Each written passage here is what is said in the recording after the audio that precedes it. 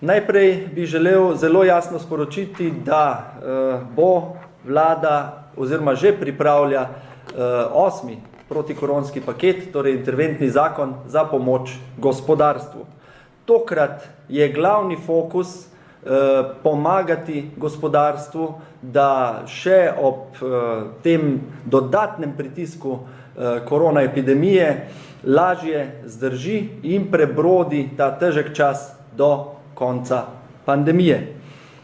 8. protikoronski paket, ki ga bom koordiniral sam z ekipo Ministrstva za delo, bo prinesel 2 glavni rešitvi. In sicer v prvi vrsti čakanje na delo doma tudi po 31. januarju 2021.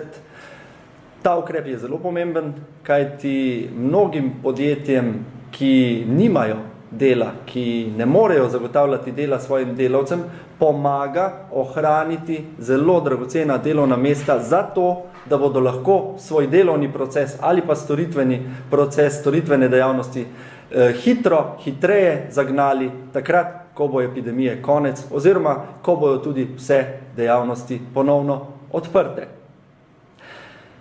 Drugi ključni ukrep za pomoč gospodarstvu pa bo refundacija oziroma subvencija dviga minimalne plače. Kot veste, po zakonu o minimalni plači se bo leta z 31.1. povečala. Kot minister za delo bom še imel posvet s socialnimi partnerji, da jih obvestim in da se dogovorimo o predvideni višini dviga. Vlada pa je že sporočila in ponovno tu sporočam tudi v imenu Nove Slovenije, da bomo gospodarstvu pomagali nositi to breme dviga minimalne plače, kajti pomembno je, da slišimo tukaj vse strani. Kot minister za delo seveda ne smem spregledati na eni strani zaposlenih, ki si zaslužijo za pošteno delo dostojno plačilo. In neto plače v Sloveniji so prenizke. Na drugi strani moram in ne smem spregledati tudi delodajalcev. Velika bremena nosijo, da še posebej v tem težkem času zagotavljajo zadostno delo in posledično tudi plačilo svojim zaposlenim. Oni bodo gotovo nosili tisti težji del tega dviga minimalne plače. Ravno zaradi tega tudi Nova Slovenija podpira pomoč delodajalcem, da se lažje prebrodi ta dvig. To je lahko interventna rešitev, torej subvencijo, lahko interventno pomagamo gospodarstvu.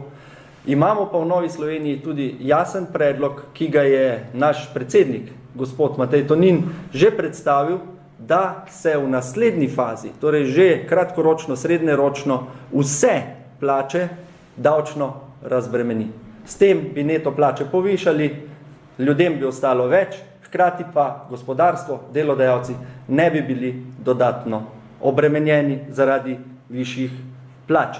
Mislimo, v Novi Sloveniji menimo, da je to najboljša, pravična in solidarna rešitev tega področja.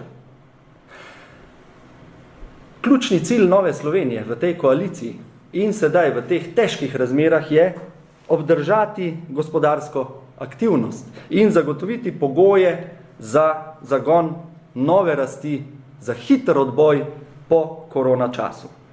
Sistemsko pa moramo in v Novi Sloveniji že delamo in bomo naredili vse, moramo poskrbeti za izboljšanje poslovnega okolja.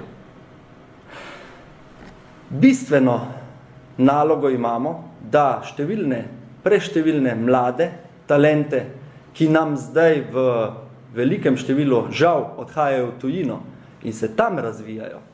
Leta 2019 jih je Slovenijo zapustilo okoli 3000, kar je izjemno velika številka.